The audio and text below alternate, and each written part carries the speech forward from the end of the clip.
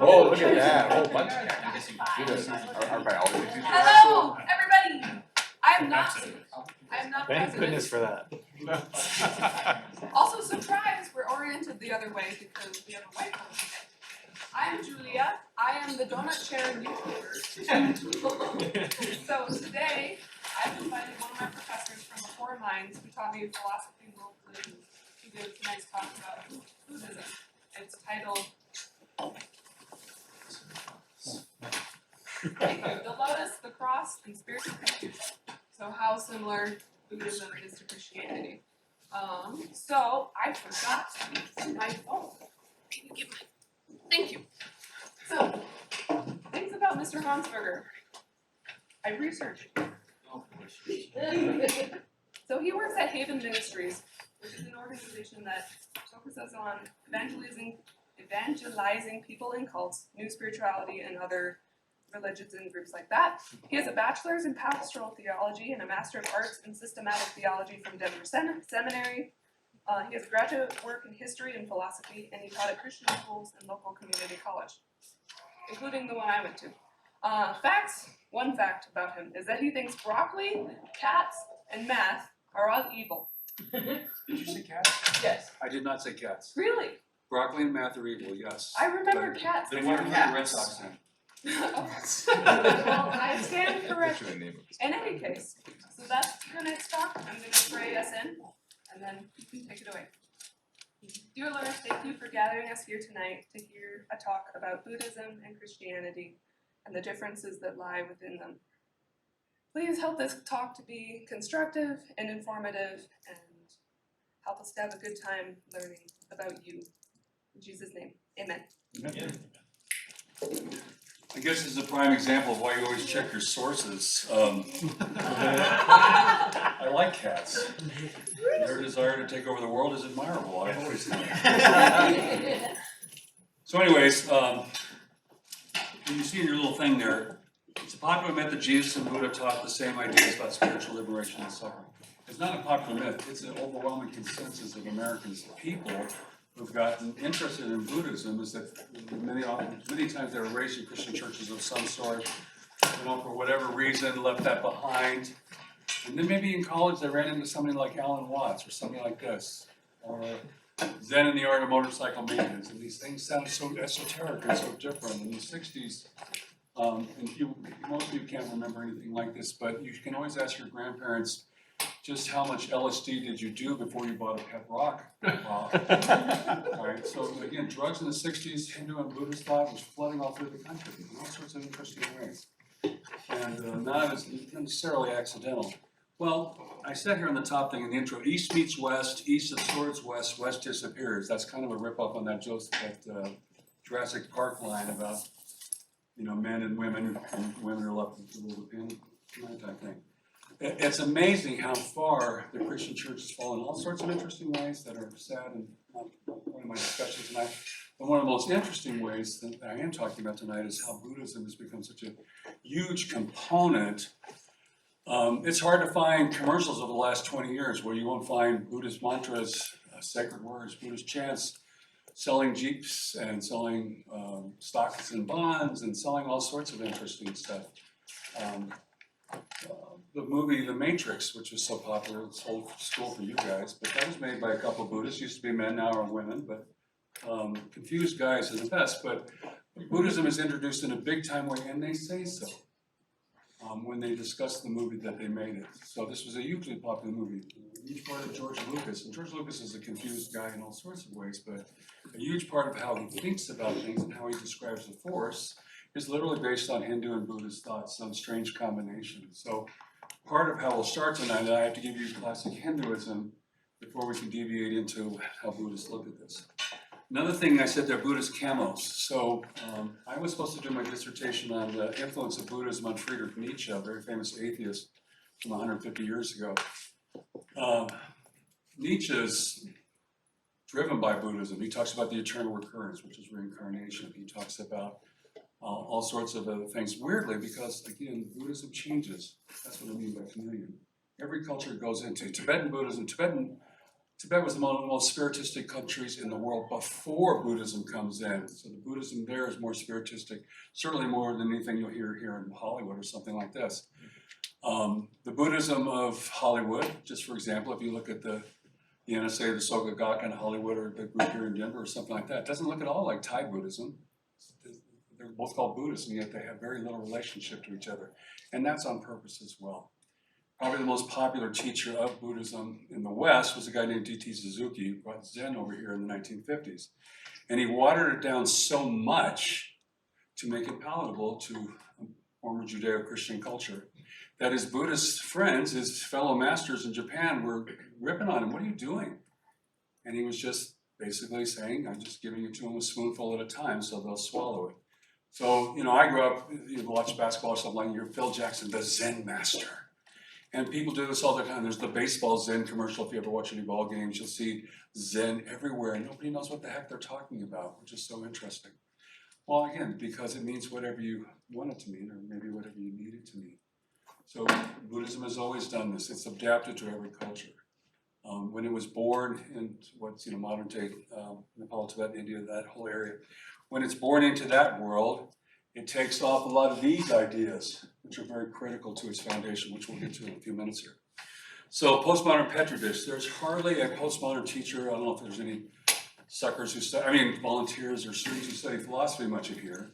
But you cannot look at the postmodern food chain, starting from Nietzsche to Heidegger, to Derrida, Roland Barthes, Foucault, and all these different characters, without realizing that every one of them was into Buddhism in certain ways, at least into maybe a French version or something like this, as opposed to full-scale Buddhism. I was going to say, I said about Nietzsche, and I should halfway through the sentence. Nietzsche calls Buddhism a world-affirming religion, whereas Christianity, which he despises for all sorts of reasons, is a world-denying religion.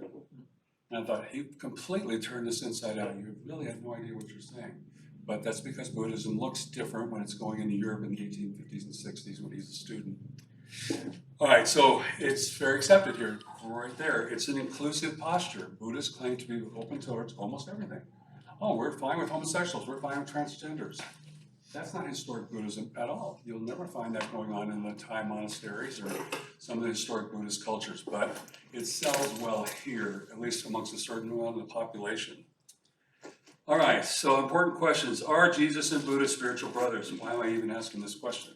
Because a very popular Buddhist who's dead now, Thich Nhat Hanh, a Vietnamese fellow who was exiled out of Vietnam, was living outside of Paris. Thousands of Protestant pastors and Catholic monks were running over to France to be taught by the spiritual master, Thich Nhat Hanh. And he literally writes books, Jesus and Buddha as brothers. And you can only get away with saying those kind of things if you want to argue that they said the same thing, if you know, as most Americans, very little about Christianity and literally nothing about Buddhism. And that's okay. He knows he's lying. I was telling this to the students earlier. He's practicing what Buddhists call upaya, which in English is translated skillful means. And what it means is lying through our teeth.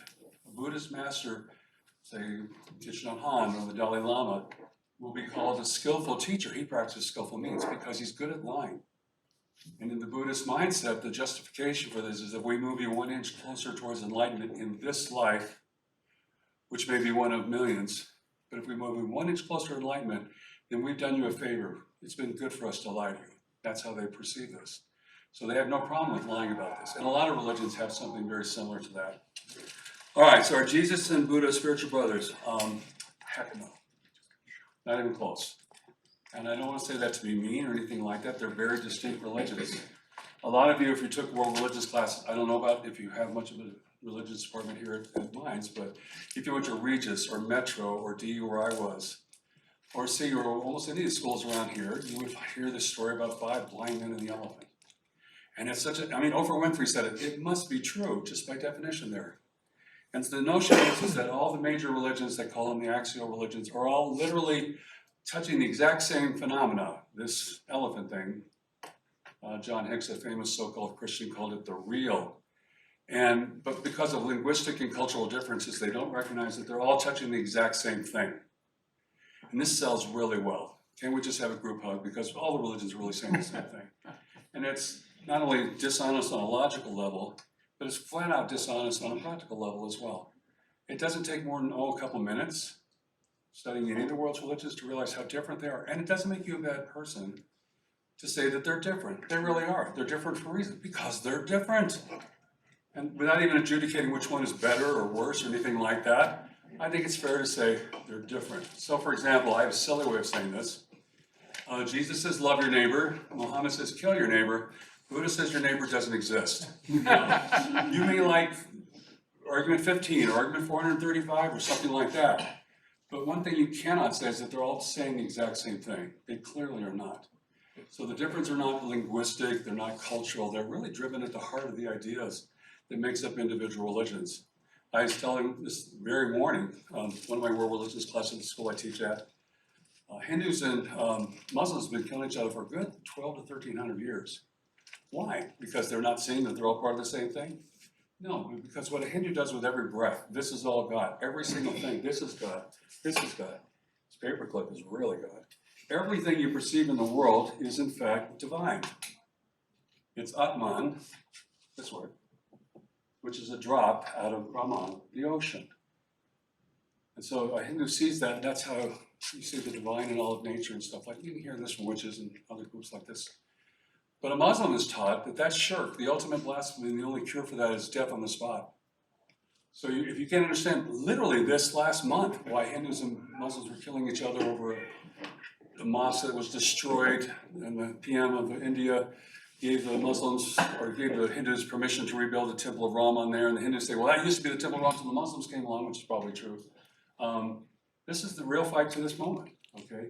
And not just before I was born, over 1 million people died in 11 months when India and Pakistan split in 1948.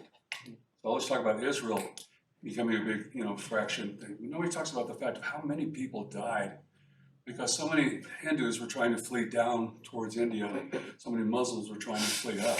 They really are different. I'm not saying which one is right or wrong. That's a different talk. I'm just telling you they're different. And they're different for reasons that are important, okay? So when you answer the question, are Jesus and Buddha spiritual brothers? No, they're not. They're not even close. And Thich Nhat Hanh knew that. He's not a stupid man. He understood very well what he was saying. So is Jesus a bodhisattva? What is a bodhisattva? So look a little, they'll be on the second page of this outline here. And you see, second turn of the wheel, about 2/3 of the way down on the second page, Mahayana, which includes Zen, Pure Land, Saukagaka, and a zillion other versions of Buddhism. That's the greater vehicle, what Mahayana means. So Bodhisattva is one of the improvements over original Buddhism. We'll get to all this in a minute, what it looks like. But the Bodhisattva is a fellow enlightened being, like the Buddha himself. Okay? So that when we see the word Bodhisattva, understand that's another enlightened person like the Buddha. Okay? So is Jesus a Bodhisattva? Again, Thich Nhat Hanh would push that point constantly. The Dalai Lama would talk this way constantly. That Jesus is one of many, Hindus would say avatars, and the Buddhists would say, no, he's a Bodhisattva, he's an enlightened being. He saw things as they really are. It's the red and blue pill moment from the Matrix, and he got the right idea. He's really got it. So he's down with us as Buddhists as well as Christians. So to answer these questions properly, let me just bore the snot out of you by giving you a little background on what all these groups say, okay?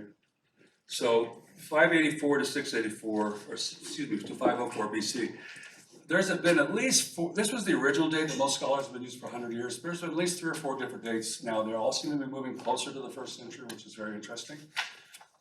This is the traditional one amongst historians. What everyone makes of those dates, it's up to you, I guess. But he's born Kshatriya. That's the 2nd highest caste in India. That's the noble caste. That's the rich people. That's the warriors. All right. So he's born in this group. The Hindu world of his birth, the caste system, which is racist and nasty, is all sorts of. There's the religious caste, which we're going to spend more time on. Then there's also the householders, the social caste of India, which is also part of this story. All right, in all sorts of dramatic ways when it comes to ethics. So when he's born into this, you have to understand that he's not seen as others. He's part of the born-again caste. He's part of the 2 older castes, the 2 upper castes, the Brahmins and the Kshatriyas. They're the special dumplings. They also have lighter skin. That's not accidental. When I say lighter skin, don't think Swedes or something like this, okay? All we know, and historians are really murky on this, is that a group of lighter skinned people invaded the subcontinent of India sometime between 13 to 1500, roughly. We don't really know that because nobody wrote this stuff down. But they set up a system, the caste system, which is kept up until 1948, and maybe even a little after that, has kept the lighter skinned people in charge of India for thousands of years, quite literally. The very division of the caste is called Vrana. It's based on color. When Hindu priests are called, they find in India is vast and so much of it is hardly even been explored. They'll find a new tribe in the middle of nowhere. The Brahmin priests will go and check out the tribe because they need to properly put them on the caste. And the one thing they're looking for is, guess what? Skin color. If they're dark, they're at the bottom. That's the Shudras, or the English called them the untouchables. Today, most of these people, because they hate the way the caste system works, they call themselves Dalits. Many of whom are becoming Buddhists and Christians, which upsets the snot out of the upper caste. Anyways, so Siddhartha is born into that, and he takes I said here, the visit to the outside world. So there's a story. So I'm going to tell you a story. Every Buddhist group I've ever run into, and there's quite a few, gives a different emphasis on the story. Everybody talks about the story in some ways, but some will emphasize different parts because it's the particular venue they want to run with. So what is the story? So when the Buddha is 12, he decides to leave his palatial mansions and see the outside world. And Buddhists love grocery lists like nobody's business. Muslims and Catholics love grocery lists. Nobody loves grocery lists like the Buddhists. So I'm going to give you several here. So he runs out there and he runs into what's called the 4 types of suffering. All right? There's your first grocery list. So what are they? He sees a sick person. Supposedly in all his 12 years in the mansion, he'd never seen anybody sick before. He sees an old person, like there was no grandpa around or anybody. He's never seen an old person before. He sees a desperate person. He sees a guy from a Hindu group that's trying to starve itself to death. There's a whole reason behind that. We don't have time for it much, but he sees that. And then he sees a corpse. So he sees a dead person. And he's baffled by this. He doesn't understand it. He goes back to his teachers, his Brahmin teachers, and they explain all this stuff to him again, which he's already learned in his 4. On the householder thing, when you turn 4, you're a student. Until you're roughly 18, you get married. Then you live your life till about 48 or 50 when you get rid of the old wife and kids and all that fun stuff. And then you go out and seek enlightenment, get off the wheel for yourself. If you don't hear me right, or if you're wanting a question, please stick up your hand. So anyways, he sees this desperate person, he goes back, and this is what he's taught again, which he already knew. So what is the world? It's called samsara, all right? Now many Americans, because we're clueless as could be, see samsara as and karma and reincarnation is so exciting. I can't wait till my next life, because there was a couple literally killed themselves in San Francisco a couple decades ago, because they were so excited about their next life, they couldn't wait. It said no Hindu and Buddhist everywhere. Samsara is a prison. It is awful. It is horrible. You want off the prison. That's called moksha, to get off the wheel. Liberation is usually translated in English. You desperately want off the wheel because the Hindu guru said, the teachers, that you have to go around this cycle, birth, death, and rebirth, at least 800 million times. And this is not seen as a good thing. They'd come to understand exactly what that meant. So for Americans who are excited about reincarnation, how would you like the thrill of coming back to see your parents die over and over and over and over and over and over and over and over and over again, hundreds of millions of times? Because that's the picture here. So the Hindus aren't interested, neither are the Buddhists especially, in understanding the way the prison works. What they really want is to get off the wheel. The wheel is a time of suffering. Why? Why do you come back? Well, that's this word, which Americans also misunderstand. Karma. Before the Buddha, karma meant the actions of a Brahmin priest when he'd do his little fire dances and stuff like this. But by the time of the Buddha in India, karma meant action. And I mean all action. Scratching your head. Oh, karmic. Oh, you're in trouble now. Warning you. Flipping your fingers. Breathing. Doing anything, thinking anything, is an act of karma. All right? And the reason you come back over and over again is because you've done all this karma, which, you have to watch my language here. It's usually sometimes described as karmic debt, but don't understand it in a bad sense, unless they want you to understand, which all depends on when you're talking to them. So I'll give you an illustration. As I told Donald before, I used to be a Jefferson County sheriff here back when dinosaurs roamed the earth, right down here in Jefferson County Jail, which was, they were building the Taj Mahal over here, which is now the old jail for all of you guys. That was beautiful compared to where I was. Anyways, that was the point of that stupid story. So, what was the point of that dumb story? Karma? Karma. Yeah. Old person moment. Okay. So, I don't know why I brought this up. Oh, yeah. So I've gone to the Hindu temple in Tampa. There's a monstrously big Hindu temple in Tampa that they built several years ago, apparently. I looked at a map when I go down to Tampa to go bug the Scientologists over in Clearwater. I looked at the map at the airport right there, and there's this giant space out for a temple. I go, they have a big temple here. Well, there's a huge community of people from India that have migrated there over the last 30 years. And like the AMC 24 will have 7 or 8 movies from Bollywood or something. So it's a big population. The temple is massive. It's very fancy, very massive. And I ended up talking several times to a Brahmin priest named Suresh. And I told him, hey, look, I used to be a cop a long time ago. So let me ask you straight up, according to what you believe, if a man were to rape and murder his 2-year-old daughter, which unfortunately I've met guys like that, if a man were to do this, do you believe that this happens to her because of her karmic debt? And he goes, absolutely. So I'm not making this up. This is what the gurus, the teachers, teach. That whatever happens to you in this life is understood backwards.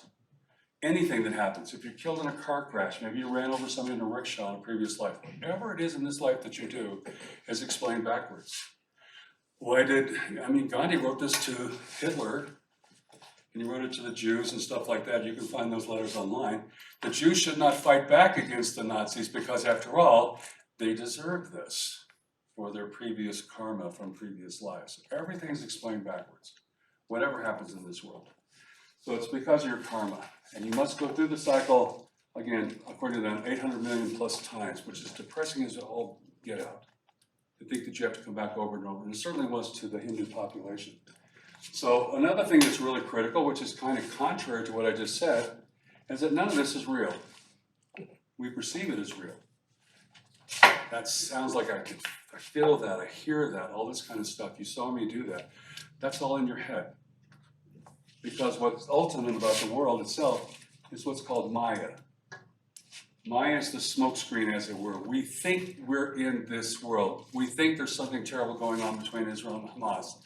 We think we're going to have an election. We think that we have an immigration problem. Or some other things that you think about all the time. You think about those things. And none of it's real. But you think it is. And because you think it is, you suffer. Now we're going to ramp this up on steroids when we get to Buddhism. But in Hinduism, it's already built into this idea that the mind is the Maya machine. And whether it's through mindless meditation, stare at a candle flame for weeks on end, months on end, years on end, or through soma, which is an old psychedelic that comes from cow's milk. Nobody knows how they did it.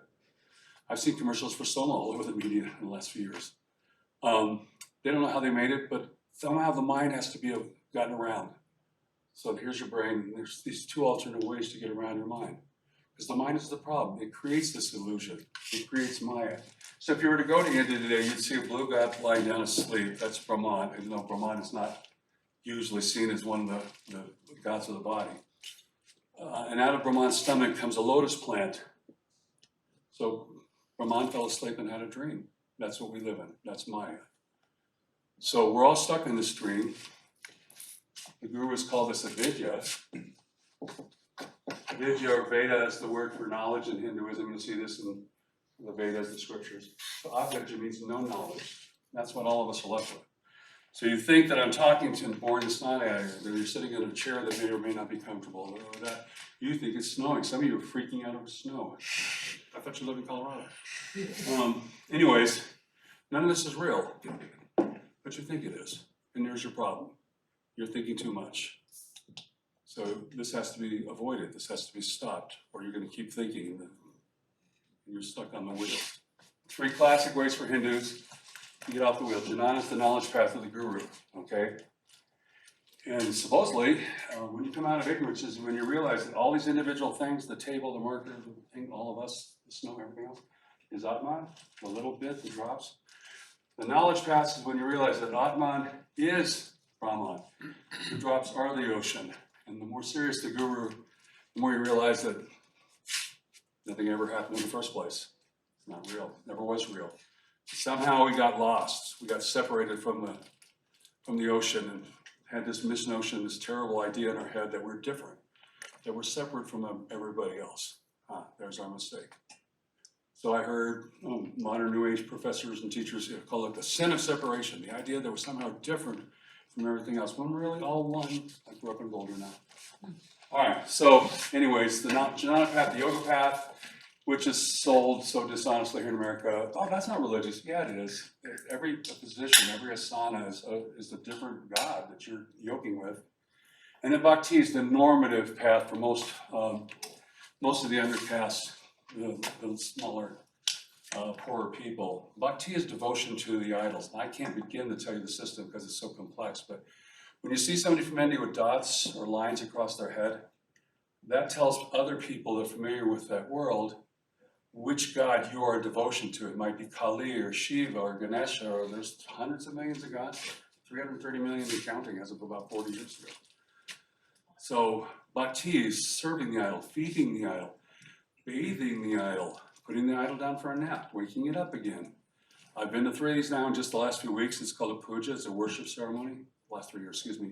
So I was just down in Tampa last month. I went to the Hindu temple trying to find Suresh again. I didn't meet him. I ran into a different guru, but they're there with the little statue, one of the statues, and they're bathing it and bathing with oil, and they're bathing with vinegar, and they're bathing with milk and with honey and all sorts of stuff. Then they're wiping it down while everybody's chanting in Sanskrit. Very typical. Go into another building, there's lots of gods around the room, much like 3 times as big as this room here. And there's like a different god every 20 feet or so. And people are walking up and they're putting flowers in front of the statue. They're putting money in front of the statue. They're putting drinks and stuff in front of the statue, things like this. That's bhakti. It's been around forever. I got in trouble with Sri Guru Dutt that I was talking to because he's a fan of Shankara. This is all Shankara. Shankara is the greatest teacher of India, and so all the gurus want to say that they're aligned with him. But he said idol worship was a joke. Quit it, give it up. It's all Maya. Get over it. All there is Brahman. There is no Atman, basically. So I asked the guru, excuse me, sir, you believe in Shankara, right? And he goes, yes. I said, so didn't Shankara slam all this idol stuff? And he smiled and walked away. And I'm like, oh, okay, that was a fun discussion.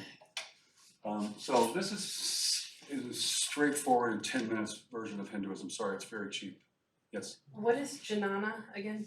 The knowledge path. Knowledge path, okay. The guru's path. Okay, when you understand that the little bit is actually the ocean, then you get the knowledge path. That's the heart of it. So other questions about this? Because Hinduism is the baseline foundation for Buddhist thought. So some things are going to stay the same, some things are going to change. You get this? Any other questions? Liars. Okay. So let's do some of the changes here. That's going to stay, that's going to stay, these are going to stay, this is going to stay, that's going to stay.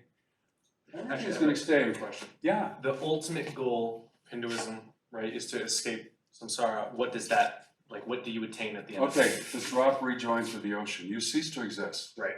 Okay. So even in Indian thought, there is the serious belief that the identification of yourself as an existing individual is a mistake in certain ways. But Buddhism is going to ramp this up pretty seriously. Good question. Any other questions? So I've heard it before that like part of the reincarnation, you could like reincarnate as like another living thing that's like not Oh human. yeah. So is that Sure. okay? Somebody asked this morning, how many people were in the world? I said, well, you don't even think in the numbers that way because you used to be a grain of sand, or you were a paramecium, or you were a frog, or you have hundreds of millions of options here that aren't really up to you. But, yeah. So if karma is like supposed to punish people who Well, okay, grasshopper, you're missing something important that I said. I'm sorry, I do this all the time. See, you think this world is real, right? And you're asking a logical question, aren't you? The mind is the problem, not the solution. The mind gives us Maya. How can you use the problem to solve it itself? You can't possibly do that, so you need to abandon the mind right now. You're never going to solve this problem logically. Which is really ironic. If you read Shankar, and I have, he's just as logical as anybody else on the planet until he gets to the weird places when he decides that, no, 2 + 2 is 7. He wants to say something completely weird, then logic is bad, and Westerns, they don't thought is bad. No, go ahead and ask your question, because So yeah, like if karma is supposed to like punish someone for something they did in the past, but the self is just an illusion that doesn't even exist, then how can punishment be? if we haven't got there yet, you kind of do exist if you're into Atman. The Atman exists. We haven't got to Buddhism yet. That's one of the upgrades in Buddhism, at least the way I perceive it. So don't anticipate the grasshopper. So what are they saying is being reincarnated? Is that like your soul? Atman. They're so dishonest. If you pick up an American copy of the Bhagavad Gita, there's thousands of Hindu Vedas, or scriptures. The Bhagavad Gita by far, it's not even close, is by far the most important one to most people from India. And there's different versions of it, but just either way, when they translate it in English, they'll say soul. Because again, it's part of the camo job here. It's a Judeo-Christian culture. So if we told you Atman is a drop out of the ocean, what does that mean? They say soul, soul, an immaterial part of us. Then they'll kind of resonate with that. That's how they think about it. Yes, What exactly is karma? action. Is it like a part of the ocean? Is it its own separate like entity in terms of like, does it exist? Is it an illusion or is it You'll real? learn. You're asking Klein. I mean, I could give you an answer, but isn't your goal to get off the wheel? Why are you trying to understand it? It might take me hundreds of millions of turns to figure this out with you. What the heck, Brian? You want to get off the wheel, don't you? I'm deadly serious, by the way. And this is even how the monks will talk to each other. There's no point in understanding the prison. And there's certainly no point in dressing up the prison bars with, flowers and curtains. It's a prison. You want out, which is why Hindu and Buddhist culture traditionally have been so fatalistic. You want out of this mess. You don't want to fix it. You don't want to solve the problems of society or something like this. But if they said that coming over here to the US, which historically has been much more optimistic, it would have died on the shores. So they wait till everybody's stoned on LSD to make a comeback. All right, any other questions? Yes. I thought that the deal with karma was Are that you thinking, his, apparently nobody's listening to me tonight.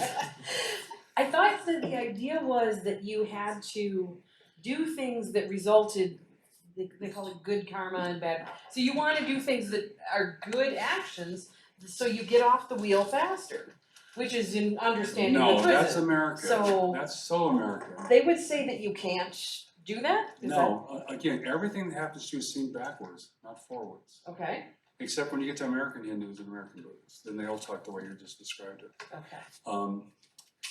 The most famous Hindus had no missionaries for most of their history until about 150 years ago. And then a guy named Vivekananda came over here to the United States. And there's a statue to him in Bombay or Mumbai, whatever you want to call it.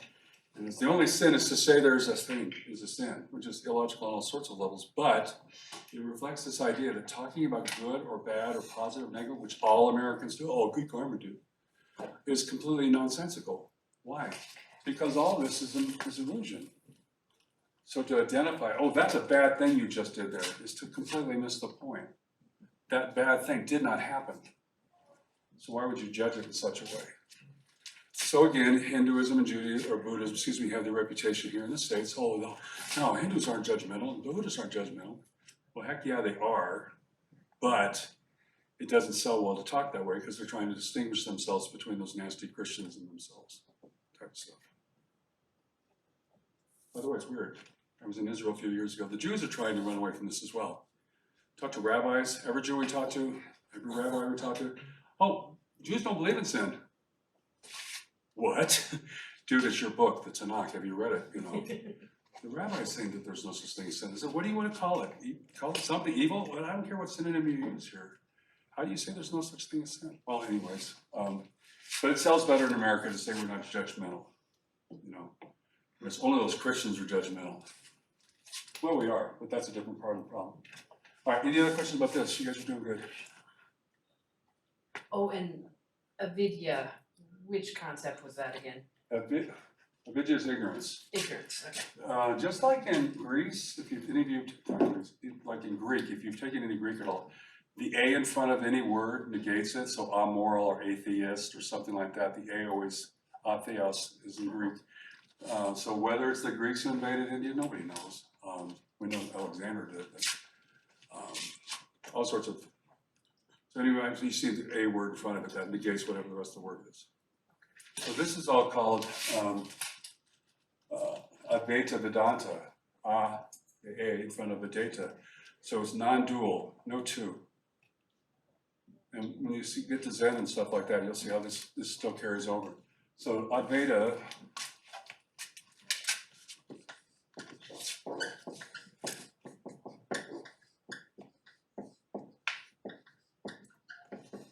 Vedanta, A in front of that, that's dual. So no two. And Shankara is the most famous teacher. And he's going to really emphasize, forget this Atman thing. All there is the one. Or as George Lucas talked about, the energy field, the consciousness that fills the universe, or something silly like that. Right? Brahman, Nirguna, which is the main thing the gurus teach, means God without attributes. So if you were talking to a Hindu, if you're an American talking to a Hindu, well, is your God a loving God? They would look at you like you're from Mars. Love? God, Brahman is not love. Brahman is not hate. Brahman is not good. Brahman is not evil. There's no personality in Brahman at all. It's just an energy field, a consciousness, something like that. And George Lucas's neighbor was in all sorts of this kind of stuff, and that's where we get the Force as kind of a cheap analogy. So Advaita and Vedanta, Veda, there's the knowledge word. It means we have all the answers, you don't need to go any further. So it's kind of an arrogant statement for some Hindus. Any other questions about this stuff? Yes. Forgive me, Master, for asking a rational question. I appreciate your attitude, more sense of mind. Oh, sorry. I was talking to some people in Ekankar. And Ekankar, yes, they fun had stuff. they had a reference to reincarnation, and so I went up and said, so Jews and Christians have the 10 Commandments. So where do you get? Where's the source of the laws of karma? They were eventually. Great question. Eventually getting. Quit asking because you'll never get an answer. Yes. No, seriously, people in India aren't stupid, neither are people in China, okay? So when they would ask these questions of their teachers, they do basically what I was doing with you guys earlier. I'm serious. Oh, son, I could explain this to you, but it will take too many lifetimes. And so what you want to do is get through the cycles and get off. Not try to understand who did the first act of karma, why did this enter the world, and all these kind of questions that, especially when you get to Buddhism, all the Hindu students that Buddha starts off teaching are asking all these same questions. But do they have any sort of reference? No. And again, I'm going to give you the majority of Buddhist monks and other people I've talked to. When you ask questions like this, where did the world come from, all this kind of stuff, I don't know and I don't care. Is the routine answer. Because it's not important. What's important is to get off the wheel. So all these distressing little questions, like how do you make sense out of this thing? And again, people are not dumb, but the explanation I gave you is basically how they're addressing the issue. I can explain this to you, but don't you want to get off the wheel instead? Isn't that what you really want? Especially when you get to Buddhism, you'll see the upgrade. Any other questions about the Hindu foundation here? Okay, so look at your thing there. 4 types of suffering I gave you. Parinirvana. Now, again, not the grunge bands. Nirvana is this term that's another example of Buddhist upaya, skillful means here in the country. My professor, Jenny Shimatsu, is an excellent professor, one of my favorite teachers at DU. I was the TA for her in the Buddhism class. I mean, she's a brilliant scholar, okay, and a feminist scholar, and also a practicing Buddhist, which I will give you some examples later, which was so strange to me. But when I asked her, here's this brilliant scholar, and I asked her, so Professor Shimatsu, so what exactly, how would you define nirvana? What is it? And it's like she turns into a 14-year-old girl almost immediately in front of the whole class. Well, I can't really say, but it's so cool and so exciting. I'm like, oh my gosh, this is a brilliant professor, and she's reduced to, it's just ineffable, I have no idea what it actually is. Well, what's happened here in America is that Nirvana's been turned into a place that you go to. Why do you think that is? Well, because Jews and Christians tend to have these weird notions about heaven and hell. So Nirvana becomes basically an equivalent to something along the lines of heaven, like the Christian heaven. It's just this amazing place. And if we were to talk more about Pure Land, which is this very strange Japanese version of Buddhism, there would be more of that. So what is Parinirvana? To the actual Buddhist, when he has his experience, and I'll give you the rest of the story in a minute, it means last time on the wheel. And that's the most exciting thing. If you're raised in a culture that says you have 800 million times around, even as a human being, even if you're up in the upper caste like he was, you still probably maybe got 100, 150 million lives to live, which is all suffering, all bad. To be told, I don't have to do it, I don't have to come back anymore, it's exciting. Boy, that sells fast.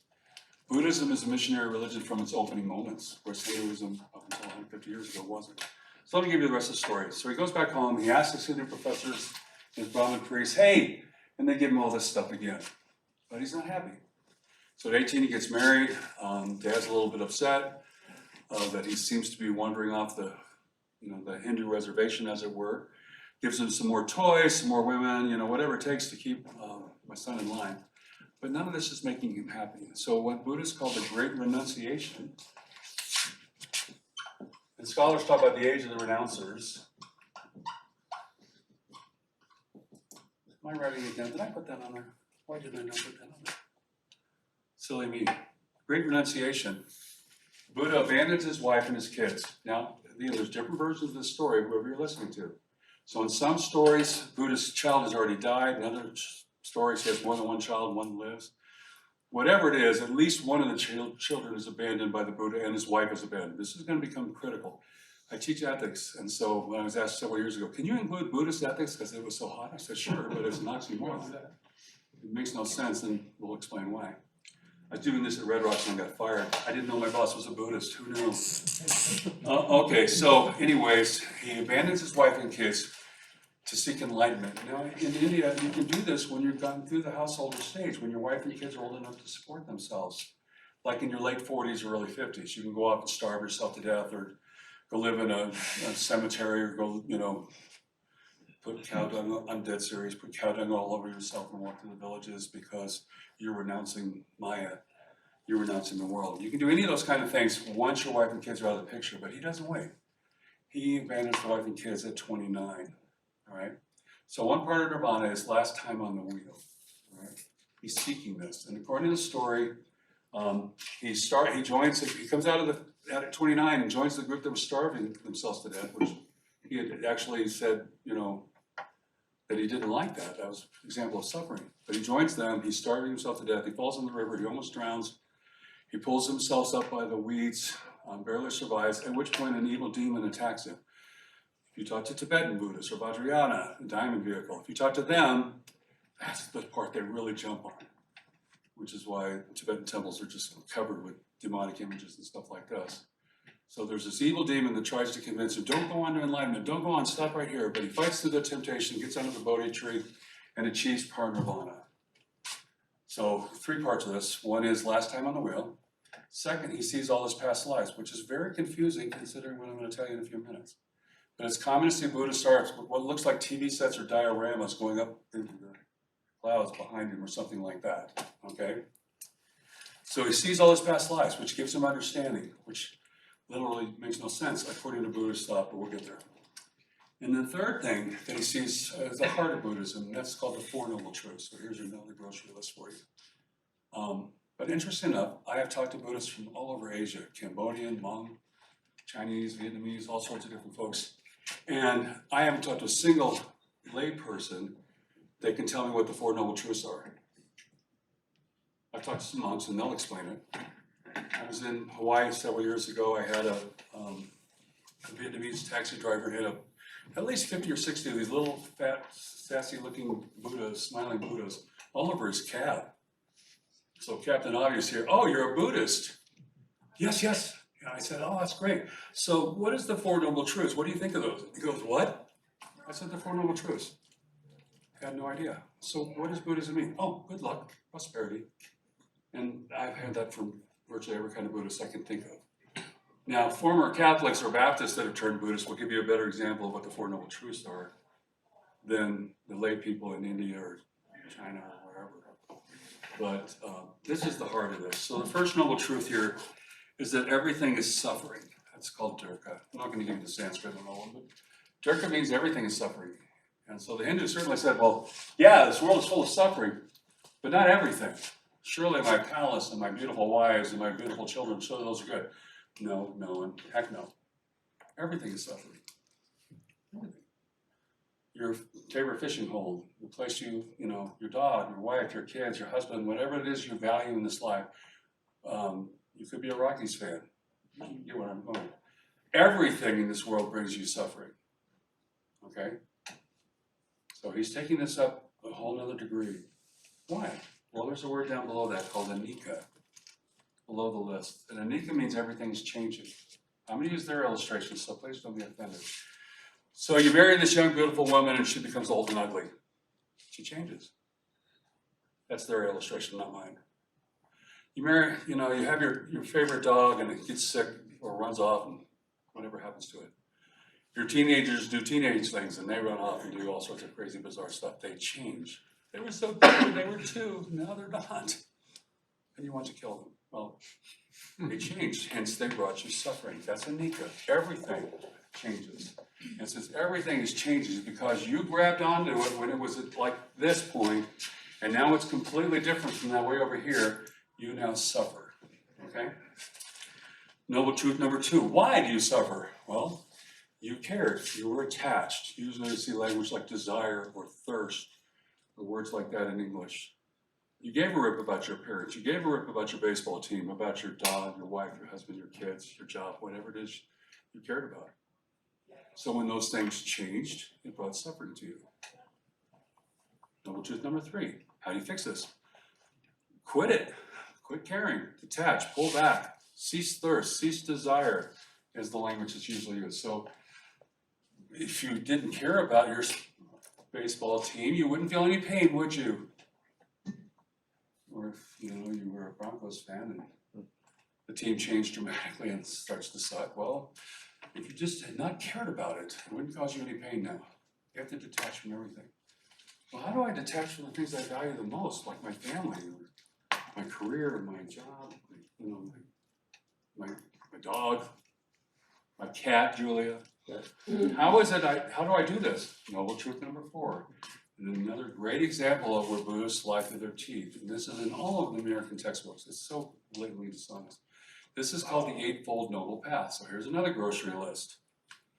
And I'll summarize the Eightfold Path. Right consciousness, right speech, right activity, right livelihood, so on and so on. It's a list of 8 rights. And the Buddhist teacher who likes this kind of stuff will say, oh, see, this is just like the 10 Commandments of Judaism and Christianity, which is completely dishonest. It's not. It can't be. Not because I'm throwing rocks at it, but because of what the Buddha himself taught about this thing. So I call it basically the mental gymnastics you have to use to quit caring about the things that you seem to be built, I would argue, by God to care about. All right? You care about your children. You're supposed to detach from your children, like the Buddha did. He set a great example. In fact, some Buddhist teachers, and they tell stories about the Buddha's past lives. Well, in one life, he was walking along with his wife and kid, and a bunch of men came up and said, we want your wife. And the Buddha said, sure.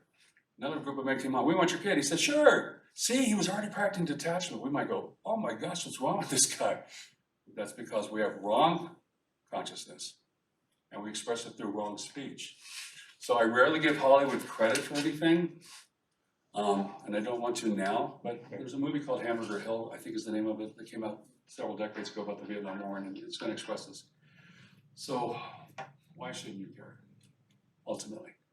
Anatta. So that's right underneath it there. What does anatta mean? Well, it's on the board, sort of.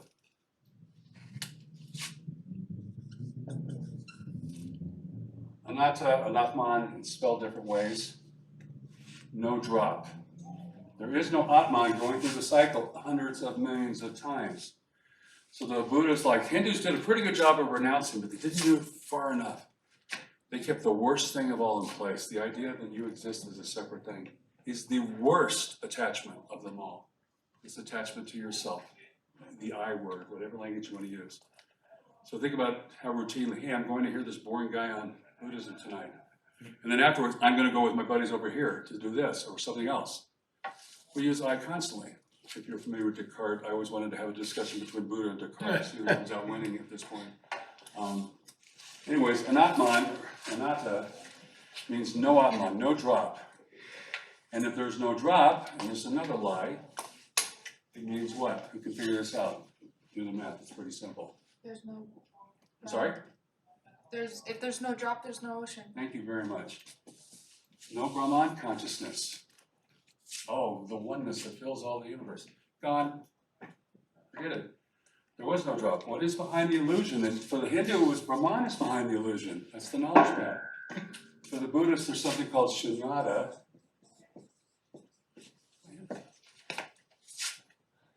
It is there. Shunyata, which means the void, the emptiness, nothing. There never was anything there. Somehow we got trapped in this Maya nightmare, and instead of trying to get through the illusion to find out that there's something there, Brahman consciousness, the ocean, no, there's nothing there, there never was. Welcome to Shunyata. All right, really important idea here. So, if I say the Buddha experiences past lives, do you maybe see why there's a problem here? The Buddha could not have past lives. Why? There's no. Yes? Because there's no consciousness. There's no nothing. Atman going through the cycle different times, right? In fact, it's really simple like this. So this is going to sound weird to most of you.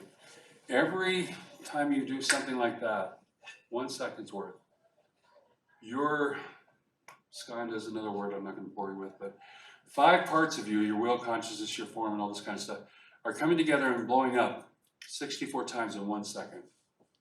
So you can't keep track of your karma like a Hindu would tell, oh, I used to be Princess Nefertiti and I was Napoleon, whatever. Buddhists traditionally would never say anything like that because you have literally in just 1 second hundreds of different consciousness from frogs and trees and rocks or whatever, all coming together and exploding every 64 times in a second. So there's no point in trying. And this is what dependent origination says there on your outline. So if you saw the Matrix movie, whenever the guys are going into the Matrix, you see all this computer coding just going a zillion different directions. It's kind of wild. That was the way the Wachowskis, I can't pronounce their names. That's how they were trying to help you understand what dependent origination is. You came from somewhere and you have no idea where, so give up. There's no point in trying to talk about your past karma when you have gazillions of past karma inside of just a few minutes, inside of an hour, inside of a day. So when you see all these past lives in Buddhist art, that's really weird because according to this, there was no past life as the person or the Atman that becomes the Buddha in this life. Couldn't be. That would imply that there's a consistent thing that's going through the same cycle over and over again. The Dalai Lama is like the 14th, I think it's like the 14th reincarnation of this particular Lama from 1200 years or 800 years ago or something like this. Well, again, that makes no sense according to Buddhist thought itself. It doesn't make any sense because it's acting like there's a continual Atman going through the cycle. So where I said it was dishonest is that Buddhism has the reputation up here in the West as being atheistic. That's not true. It's not atheistic in the way, say, a Richard Dawkins is or Daniel Dennett or the new atheist Sam Harris or people like this who are out there. There's no God and there's no spirits, there's no soul, there's no free will, nothing immaterial. All there is the material universe. No, you can't read any of the Buddhist books, including the one I brought here for you guys tonight, All the Teaching of Dhammakirti. I'll explain this in a few minutes. Without reading every single story is filled with spirits and ghosts and hungry ghosts and a bunch of other things. The Buddhist world is incredibly driven by spirits. If the light bulb goes out, that's because the spirit has been offended. That takes care of that light bulb.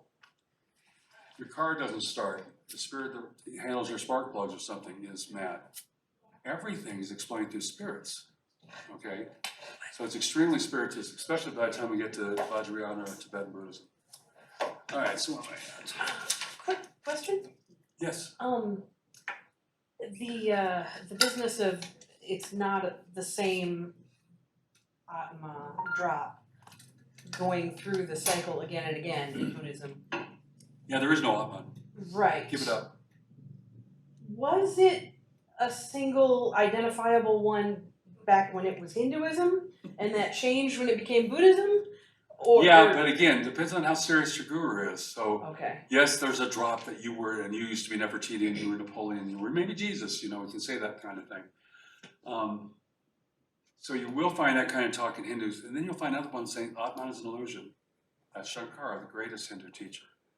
And even the idea that the universe is full of anika, changing, is also an illusion. It's not changing because it never was, didn't exist. So it gets, the more you get into this, both Hindu and Buddhist thought, the more mindless it becomes, and that's not accidental. The mind is the problem, which we'll get to with some of the Buddhist teachers. But you gotta quit thinking. I'm trying to tell you. And whatever I said about Hinduism, ramp it up to 11, okay? It's much more in Buddhism. Especially by the time you get to Zen. Zen is the most mindless of all the Buddhist religions. And that's on purpose, all right? And we'll talk about that later. All right, so first turn of the wheel, the Theravada, or the Hinayana. The Theravada means way of the elders. That sounds very profound. But the Mahayana, like the people who wrote this book, roughly 1st century, roughly the time of Jesus, they're the greater vehicle. Mahayana, greater vehicle. Theravada, lesser vehicle. They hate each other with a purple passion. Oh, if only us Christians could get along like the Buddhists. You can only say that if you don't know anything about the Buddhist world. Okay, I've been to several parliaments of world religions. I've been to 5 of these things now. It's just the one in Chicago. Just 7 months ago. And Hindus and Buddhists hate each other. They don't say that in public in front of an American audience, but you just get them to themselves, and they bring it up very quickly. All right, they're competitors, and they know it. So, anyways. Hinayana is the way these people insult the first turn of the wheel. So they responded by saying, no, we are the original, we're Theravada, the way of the elders. And so the Buddhism that's going to come out of the earliest schools of Buddhism is you have to join a monastery. So you must abandon your job, your family, everything. The Buddha abandoned his job, and abandoned his family and his riches and everything. He didn't join a monastery, we'll get to that. But you have to join the Sangha, the monastic community, to be a good Buddhist. Because it's the only way you'll be able to properly detach yourself. Maybe you have to pull away from everything. Yes? Are women allowed to join monasteries, or are they just like We'll get to not that. the same Yeah. as a person? We're going to get to that. This is where I was so appreciative of my teacher, who was a feminist and a Buddhist, and yet she told us all these interesting stories about how the Buddha treated women, which I'll get to. Good question, though. All right, so you got to join the monastery. It's all about meditation. Now, you talk to many Buddhists here in America. All Buddhism, none of those ideas matter. All that matters is meditation. Well, again, your mind is the enemy. So you have to figure out a way to turn this thing off. Your mind is, in Buddhism, is still the Maya machine. It's what's driving this illusion of suffering that you're dealing with, whatever it is you're suffering with. You're dealing with this illusion that you're existing and you have these problems. You're hungry, you need medicine, you're sick, or whatever. So we'll look at all that in a few minutes. One of the things that's going to change, though, from Theravada into Mahayana is that in the second turn, and the reason why this group grew so much faster is that you don't have to join the monastery.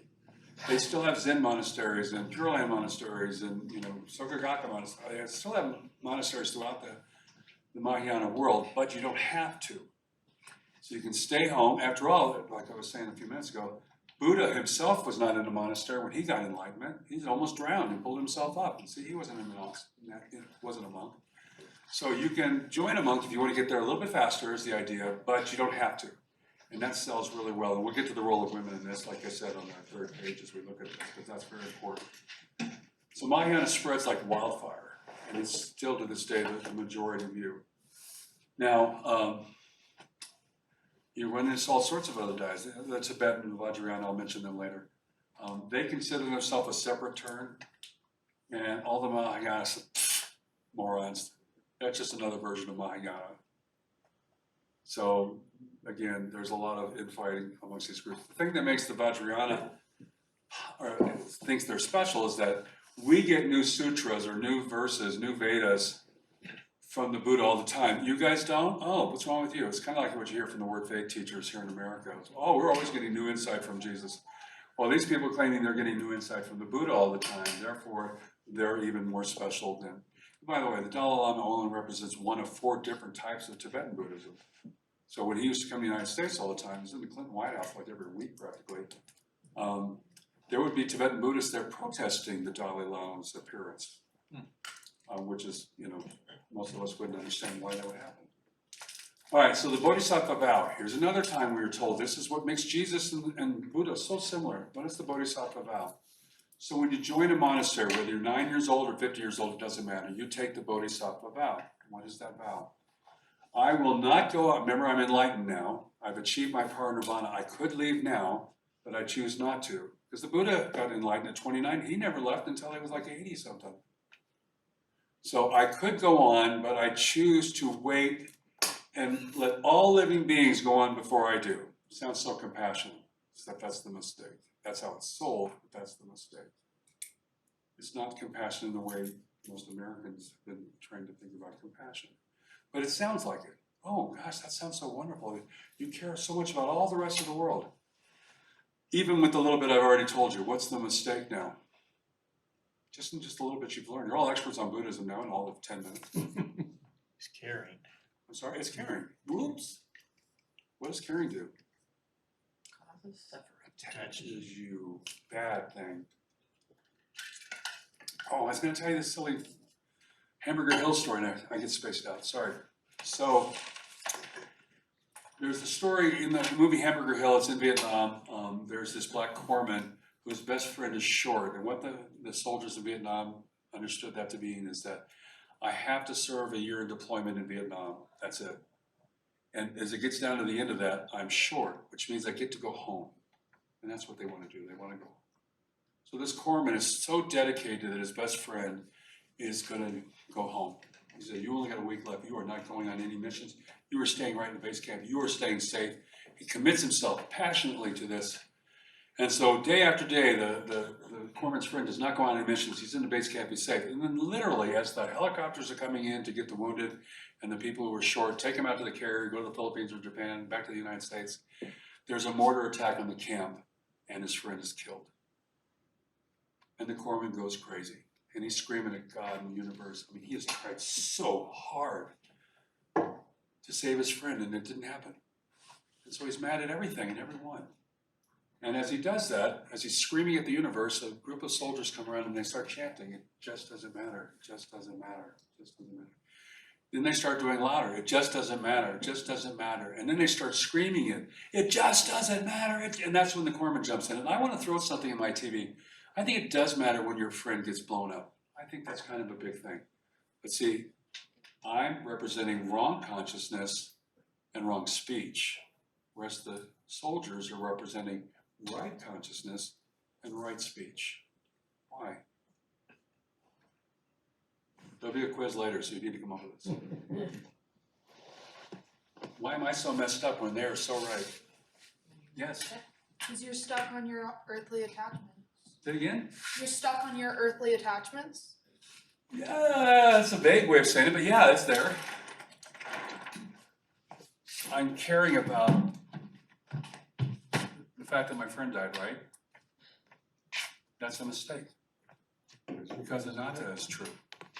My friend never did exist. Neither did I. So when I express horror and disappointment that my friend died, understand that I'm not understanding Buddhism at all. I'm acting like this person was real, and his life might have had value, and that I cared about him, and I wanted him to live, and he didn't live, and something's so wrong. All of that's causing me to suffer in my mind, but it's only in my mind. And that's where Maya comes from. It's all in my mind. It always was in my mind. But even that's not always the case, as we'll see later.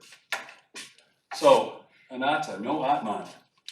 So every once in a while you hear some Freudian, silly person, Tricycle magazine or something like this. I took this for years. Oh, anatta is like the Freudian false sense of consciousness. That's just garbage. That's not what the Buddha was saying at all.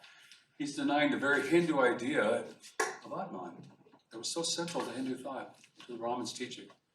That's what he meant by it. You can change it in whatever you want. That's the joy of postmodern language. You can sing and dance.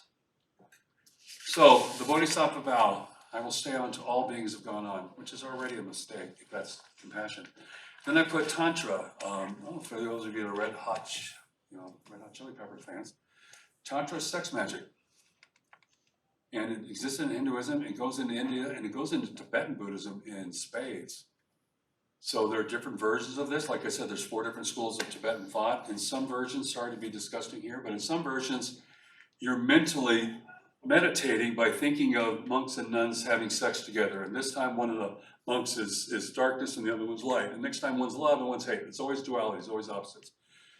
And in your mind, them having sex, that negates the dualities of the world because there's only one.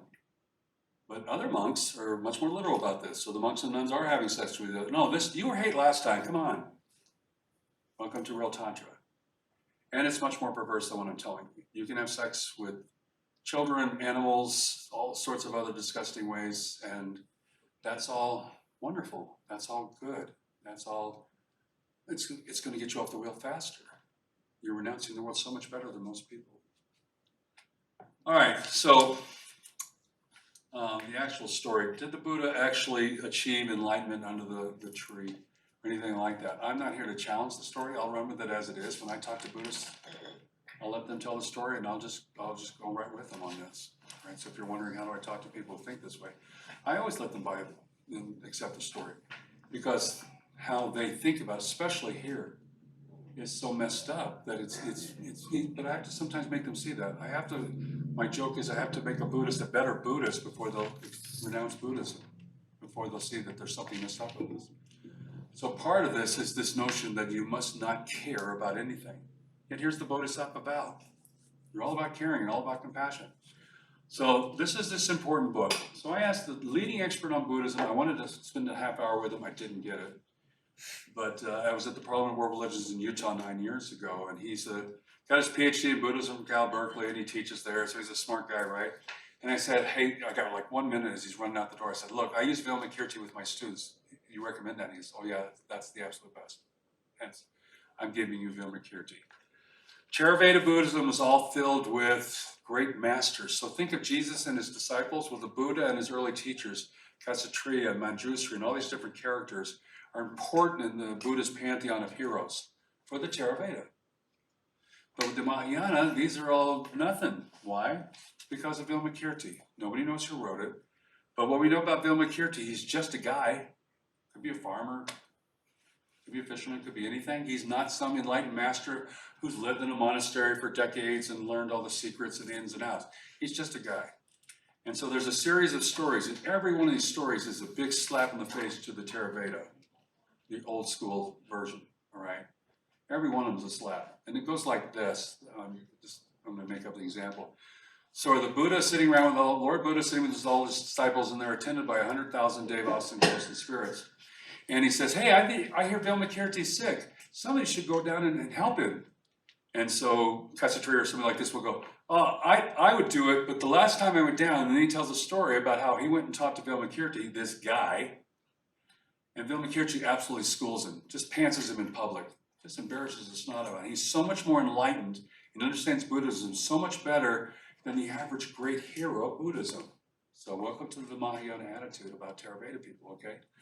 So I want you to hear in this most important Buddhist book, just an example of what we're talking about here, okay? And my students always get mad. Hey, I have a Buddhist friend and she's not like that at all. Yeah, I know. Hansberger's always seen us throwing rocks. I'm not.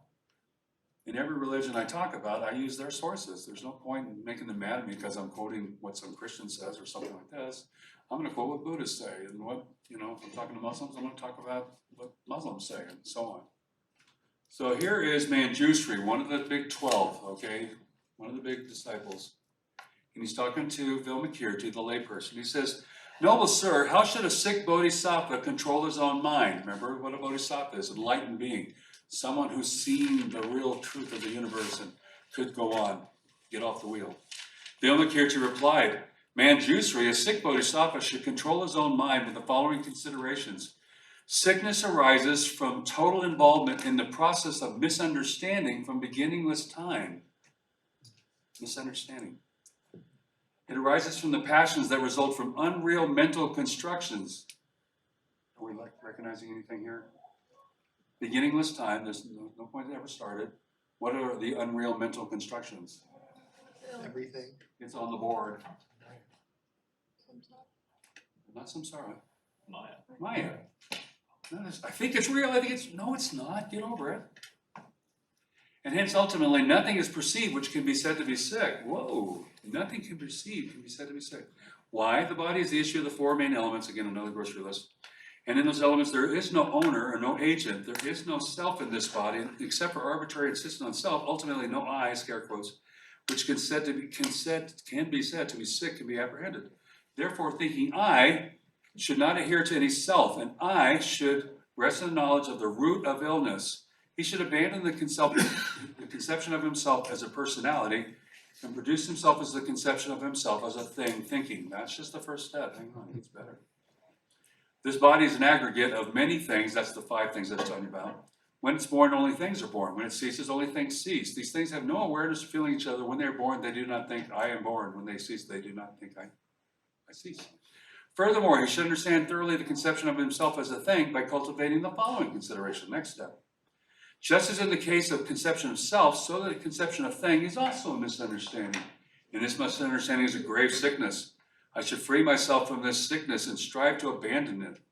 What is the elimination of the sickness? It is the elimination of egoism, that you have a personality, and possessiveness, that you hold on to things. What is the elimination of egoism and possessiveness? It's the freedom from dualism.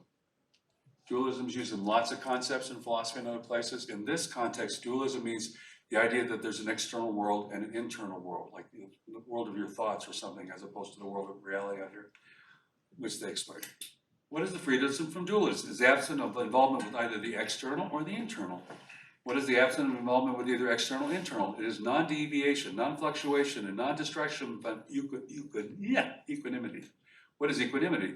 It is the equality of everything from self, Atman, to liberation, moksha. Whoa, wait a second. Atman is this terrible Hindu thing that's floating around the circle. Moksha is getting off the circle.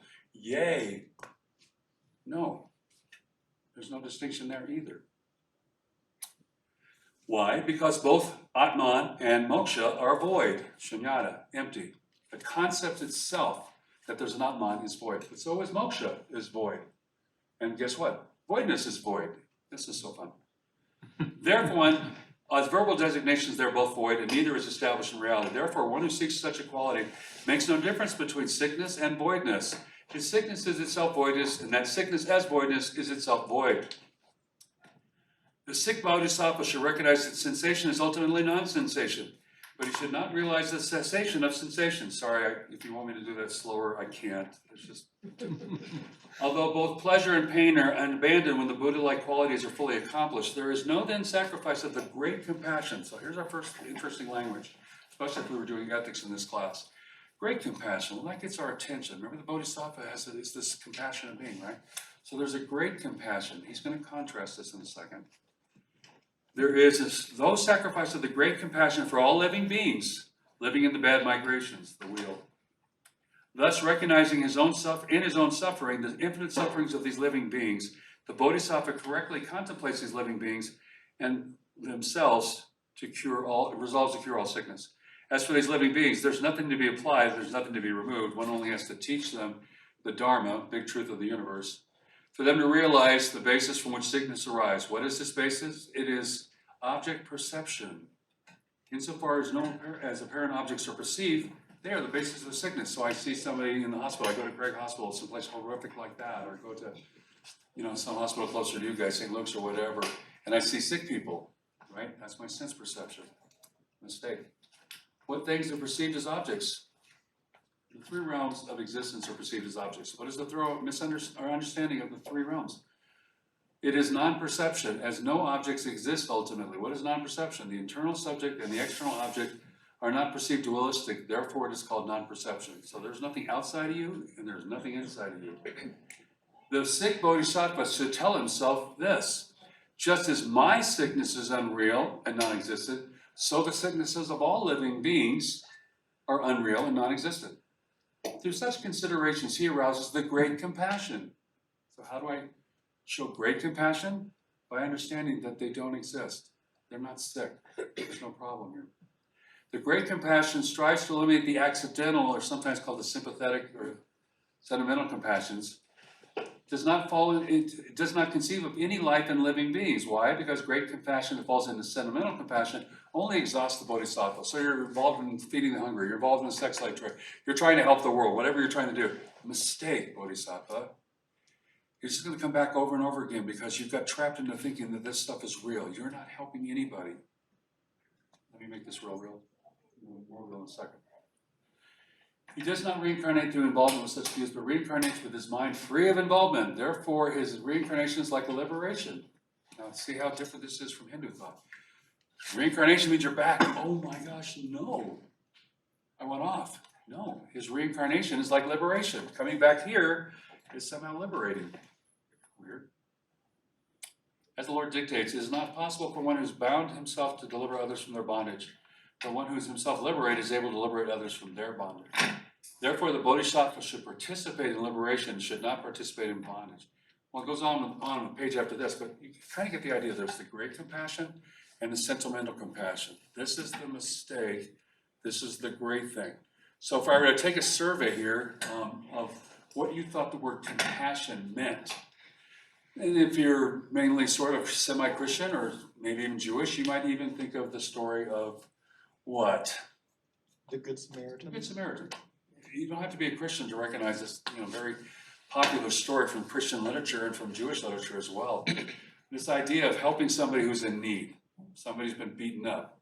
They need medicine. They need food. He takes them over to a local innkeeper to take care of them. It's given us, there's so many political aspects and so many other fun things about the story. But that's what most people think compassion is. If I'm giving money to help orphans in the Philippines, or if I'm, helping out people that are getting out of the sex slave trade, and doing this or doing that. That's generally how Western people talk about compassion, all right? And you're all mistaken. You're messing up. If I feed you, I am literally feeding the problem. Why? Because you're feeding your mind. Very close, not quite. I should move you up. You're on top of it. Right. If you existed, I'd want you up close. You're adhering to your illusion. I'm not only adhering to it, I'm feeding it, I meant. I'm literally feeding the problem. Yeah. Because if I feed a hungry person, their problem is not that they're hungry. Their problem is that they think they exist, and then hunger or thirst or sickness or lack of shelter, whatever, is merely a byproduct of the base problem, which is I think I exist. So the great compassion is to teach them, as a bodhisattva now, as a enlightened being, of their non-existence. And once they understand that they true are non-existent, and they've achieved liberation, well then there's no more hunger problems or thirst problems or anything else. But it's kind of hard to look at the Buddhist world and see that. Historically, the Buddhist world comprises so much of the poorest part of this planet. It's not accidental. Don't build hospitals if you believe that that's a mistake. Don't build soup kitchens if you believe that's a mistake. You don't have orphanages for children who don't actually exist. You're starting to sense a pattern here. If I were to talk about one of the great distinctions between, especially the early Christian church and what's going on in Rome, is that, guess what? They're building orphanages, they're taking care of widows, they're taking care of orphans, doing exactly what the Old Testament commands, the Tanakh commands. Because that's how the Bible addresses compassion. Not along the lines of, oh, you don't exist, so get over it. Yes, sir. Well, how is it compassionate to teach someone they don't exist if you don't believe they exist? Ah, grasshopper. Again, if you perceive the problem is that you think this is what you are, you're a self, you're an Atman, you're an existing object, which is bound in Hindu thought to go around 800 million times.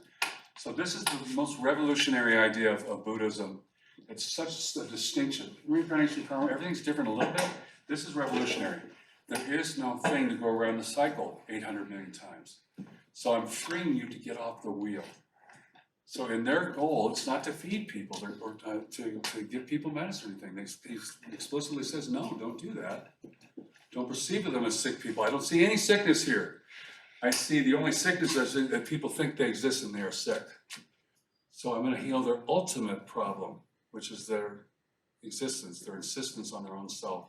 Hey, I'm hungry here, guys, come on. That's the problem. So when I feed them, I'm actually making it worse. But I think what his question is, Yes. correct me if I'm wrong, that person you're trying to move towards enlightenment doesn't exist. Why are you doing that? Why do you care? Oh, you want logical consistency here? I know. Again, the mind is the problem, not the solution to the problem, all right? So, let me just, give me some more fun illustrations. I'll take on Zen. Zen has two major components depending on Issei or Rozai, whichever version of this you get into.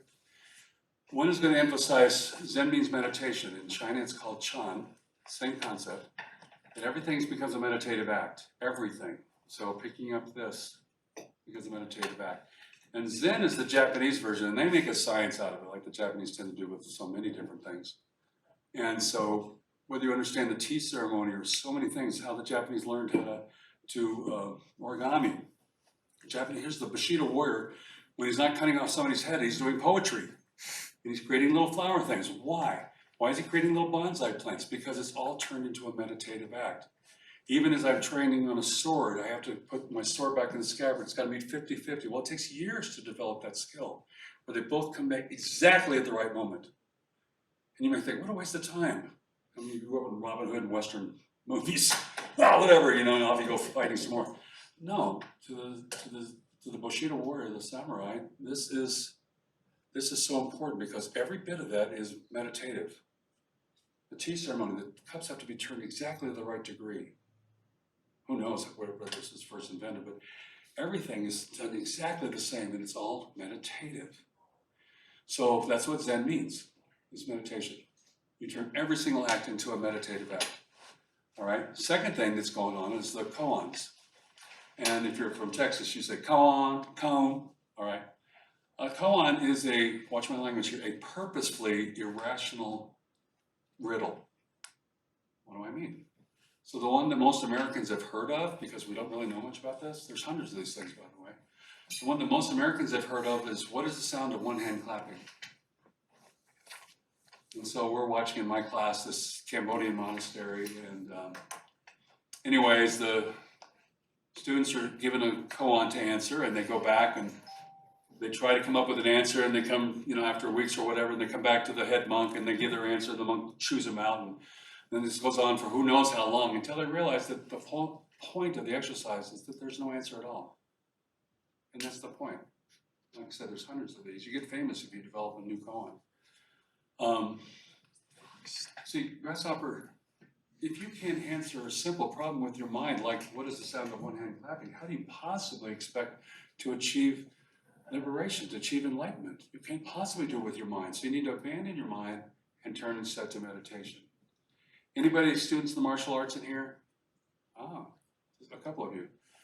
Okay, so if you've done any martial arts at any school, when you're beginning, if you're a guy, it hurts. Because you're trained to sit in a certain way that most Western people are not trained. Women don't have a problem, your hips are different, but when men have to sit on their knees, sitting back, resting back on their heels of their toes, and their toes are bent out, it hurts, and it's supposed to. That's the purpose. And the way my teacher, thousands of years ago, talked about this, is that it starts to hurt so much, and the whole point of it when it's hurting is you slap your thigh as hard as you can. Sounds enlightening, huh? But see, that's the point. When you slap your thigh, it hurts, gets your attention, and the whole goal is, look, you've managed to focus down on one thing, the pain on your thigh. So see how close you are to focusing on nothing. Not your job, not your family, not your kids, not any attachment in your life at all. So that's part of Zen being translated into the martial arts. Again, there's different variations of all these things I'm talking about, depending where you're going. So Zen comes over here with a much more watered down. No, it's about focus. Well, focus is a part of it, but not focus in the mindful sense. Although it's ironically often called mindfulness. What are you mindful of? The fact that there's nothing for you to be mindful of. There is no existence. And interesting, by the time you get to the second turn, the Mahayana I've been describing, by the time you get to here, behind the illusion is not the void anymore. All of a sudden it's Buddha consciousness. Ooh, interesting. From the outside, like me, sounds an awful lot like Brahman consciousness, except they hate each other, so I don't want to be guilty of calling the one the other. There's oneness that's in all of life. Everyone has the Buddha consciousness within themselves if they just learn to meditate and activate it and all this kind of language. All right? So, all right. Let's see, where else do I want to go with this? I never stick to my outline, sorry. All right, so look at Thich Nhat Hanh, third page, Going Home, Jesus and Buddha as Brothers, that's his famous book. All the meanings and definitions are up in the air, they're at play. You can make the word sing and dance anyway, which is why Buddhism has always been so popular with the postmodern writers. Again, Michel Foucault or Roland Barthes, Buddha Barthes, he's often nicknamed, or Nietzsche himself. Nietzsche was deeply influenced by this stuff because you can play with the language. That's why it's been so familiar to postmodern thinkers. Jesus somehow morphs into not the savior of the world, but Jesus is in fact a bodhisattva, a compassionate being, who's, because of his great compassion, came here thousands of years ago to show his compassion on Christmas and be born into this terrible world. That's how Thich Nhat Hanh talks, all right? So it kind of sounds like the Christmas story, kind of, sort of, but not necessarily really. Notice the distinction between person and non-person. Well, if the Dalai Lama were to come here to the United States, or if D.T. Suzuki had come here in the 50s and said, you know what, none of these things you Americans were in Vietnam War, forget it, it's not happening. How well do you think it would have sold here? There's no hungry people in the world. There's no children suffering anywhere. None of this is real, get over yourselves. This would have sold not one bit. It would have died on the shores. So it changes, it morphs. It becomes, well, pretty much American. Karma becomes something that you can describe as good or bad, or positive or negative, although that, again, that makes no sense for them. So, again, I've been talking about old school Buddhism, not Americanized. My point with Americanized Buddhism is it's not Buddhist, not even remotely close. It mentions the Buddha at times and it talks about meditation, and that's about where it dies for most Americans. They're not really interested in going any further. All I'm trying to say, if you look at the actual Buddhist stuff, it's so discongruent with Christianity. It's so completely at odds with basic Christianity. If nothing else, gang, if you don't remember anything else tonight, on this whole idea of what compassion actually is. Some of you might be busy supporting an orphan or supporting Compassion International or, Food for the World or all sorts of other ministries that do things like that. You're mistaken if you really understand what the Buddha said.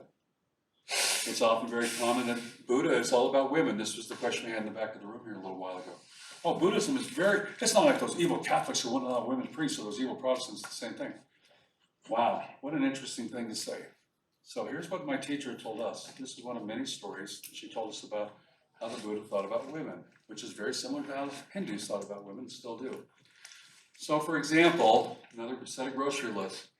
Are women allowed to join the Sangha, the monastic community? No, they are not, initially, okay? So 3 times the Buddha's ex-wife goes to the Buddha and says, can women please join the Sangha? We're out here starving, we don't have anybody to support us.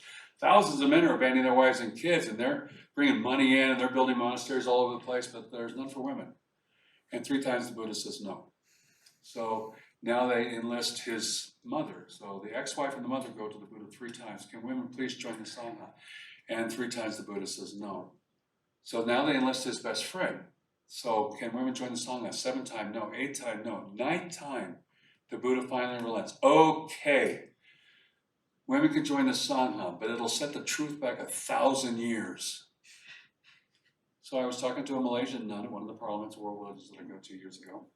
And I didn't know, she knew the story better than I did. So I'm telling this story, and she's basically being patient. And at the end of it, she goes, oh, no, only 500 years. I'm like, exactly how does that help you as a woman? That you're only going to set the truth back 500 instead of 1,000 years. And she looks at me, and she goes, oh, men are always first. And I said, I don't believe that at all. She goes, no, men are always first. So imagine yourself a part of the world where the feet are bound and all sorts of other things that have happened to women. To understand the mindset that this poor lady's grown up with. Interesting enough, most of the nunneries, people I've talked to, have been here in the States. Why is that? First Parliament, I went and heard a bunch of Theravada Buddhist nuns. This is old school. So they're wearing gray robes, not the orange and Mahayana wear. Anyways, so all these women, they get up on the stage and they're talking about how they've been petitioning the Thai government. This is 1993, petitioning the Thai government to feed them because nobody will support them. There's hundreds of monasteries across Thailand, and there's only a handful of nunneries. So why? What's going on here? Well, the villagers won't take care of them. Why? Well, because the rules, there's 53 rules for being in a monastery, so You can't have a job if you're in the monastery, and you have to go out begging every day. So you take your begging bowl out and you go to your local village, or maybe you have a rich guy on the hill or something. You go to them and they'll give you food and something to drink, and sometimes they'll give you money. And then at 12 o'clock you must be back into the monastery. And only then are women allowed out. Well, and how poor has most of Asia been for so long? So they don't get supported. So here's this Thai group talking, these women talking about how hard it is to get anybody to support them. So they're begging the government, please support us. Just so you know, we would have like a couple minutes left to wrap it up. Cause it's just. You don't exist and time doesn't exist. You see how useful Buddhism can be if you try. Yeah, we normally wrap up at 8:30. I never pay attention to your reach to all right, so you go into the monk tax. How do they supply monks? Well, actually I noticed the monk tax. Here's another thing about women. So if you don't have any money and you don't have anything to drink and you haven't got anything else to give them, oh, I got plenty of kids. Here, take my 9-year-old. Oh, no. The monk tax. And so the 9-year-old joins the monastery. Here's the interesting thing. Remember the Bodhisattva vow. At 9 years old, he will join the monastery and he will recite the vow. And he is junior to everybody who joined the monastery before him, okay? So if there's 1,000 people in the monastery or whatever, he must obey all of them. Now here's an interesting thing. However, if a 50-year-old woman who knows Buddhism inside out, she's been a part of a monastic community for her whole life, she knows Buddhism infinitely more than a 9-year-old, she must obey the 9-year-old boy at all times, whatever he says to do. Just one more strike there. Spiritism, again, I mentioned, you go to Thailand or all sorts of different places in the Buddhist world, the traditional Buddhist world, and everything's run by spirits. I have friends that are missionaries in Thailand and said, you want to buy cheap property to build a church or a house, you buy it on the T of an intersection. This is Taiwan, a fairly modernistic culture, everybody thinks. You buy it on the T of the intersection. Why? Because spirits can't turn corners. So the belief is I build my house there or my business there, spirits are going to come right down the street, right into my business. Oh no, that's going to mess things up. So they won't build there because spirits are driving the culture. Money for merit, that's briefly. Buddhism science, there's all sorts of, Paul Davies and other cosmologists are talking about Buddhism and sometimes he pretends to be Christian, sometimes Buddhist, whatever. But it's somehow mixed its way into a lot of cosmology circles and stuff like this.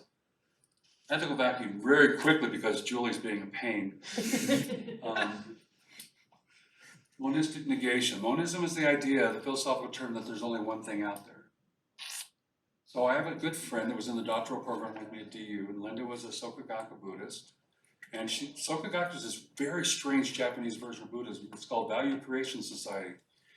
And so what does this mean? Well, we want to make the world a better place, which is so weird for Buddhists. Again, it's only about 800 years old, and Buddhism itself goes back 6th century BC.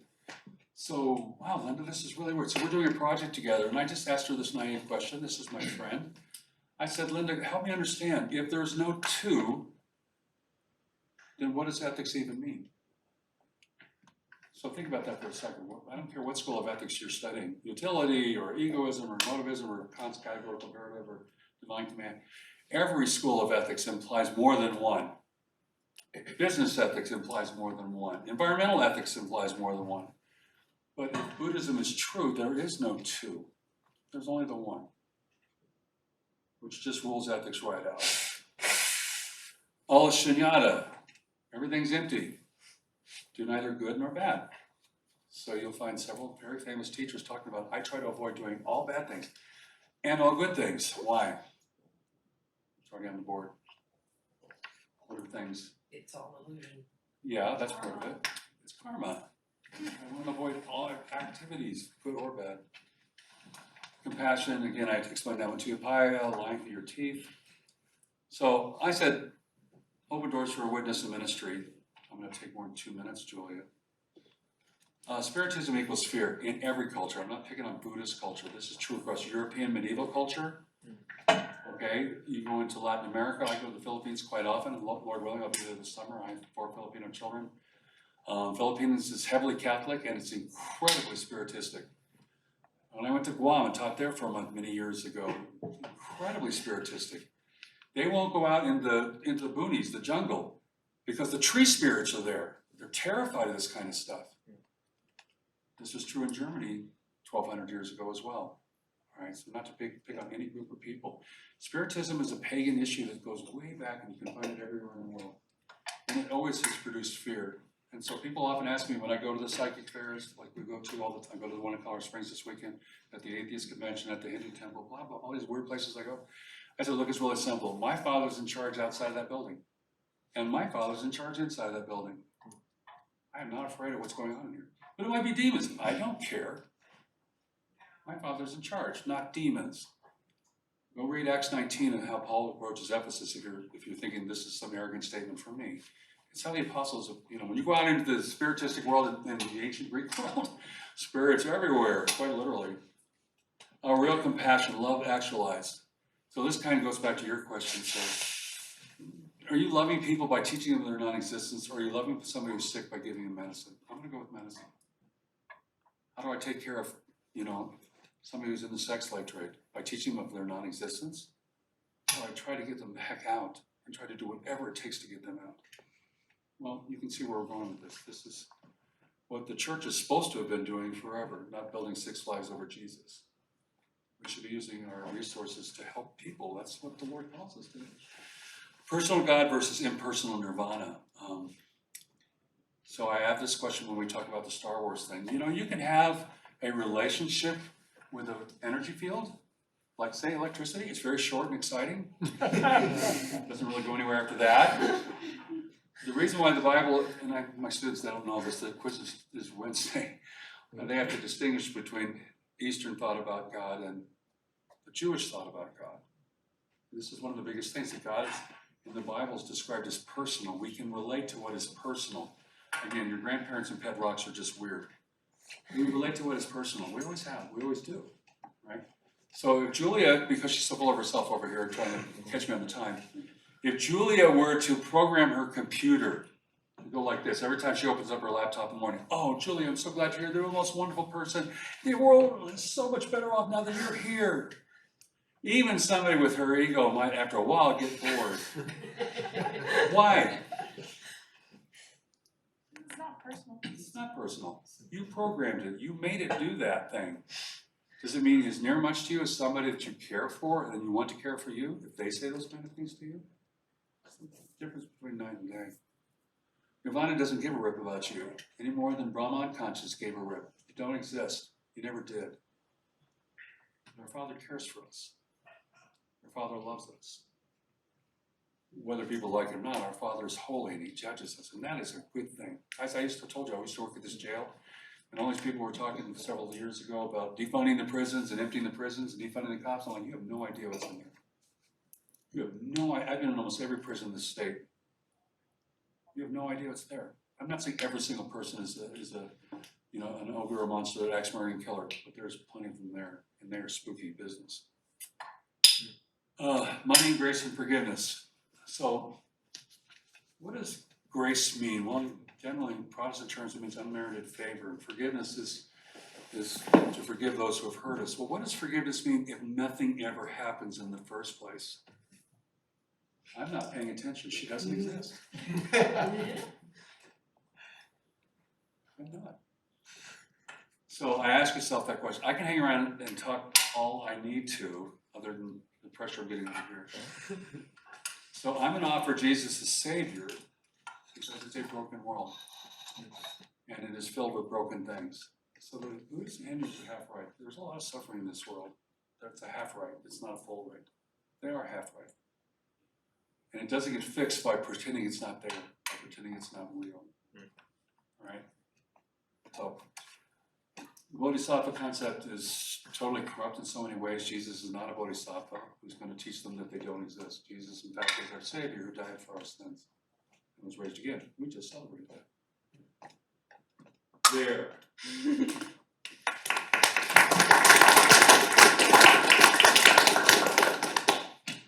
Thank you for speaking, and we can definitely, if you're willing to stay a little bit after for any questions that you might still have. Wait a second, Julie. What's a little bit mean? I want you on the record. Well, whatever you need it to be. We don't want to keep you. Time doesn't exist, remember? Right? Yeah. There's an enlightened person. So, thank you for coming. to our talk about Buddhism. 2 announcements, unless Luke yells at me. We have t-shirts coming in 2 weeks, so hold tight for that.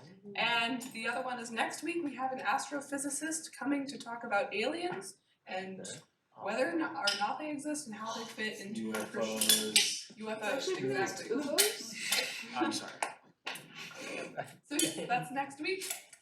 Thank you for coming, and I will pray us out.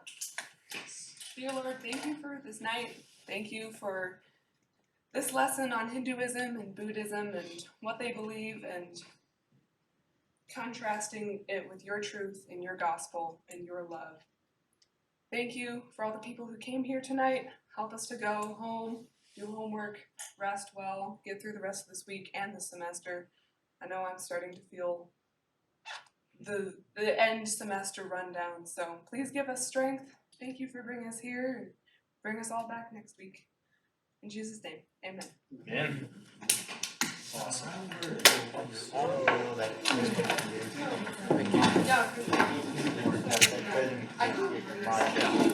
Should remember, it's in your hard drive somewhere, right? It's in your hard drive somewhere. That's more than 20 minutes. No, when he was talking about the op mod, I didn't get a chance to introduce myself. I think I've seen your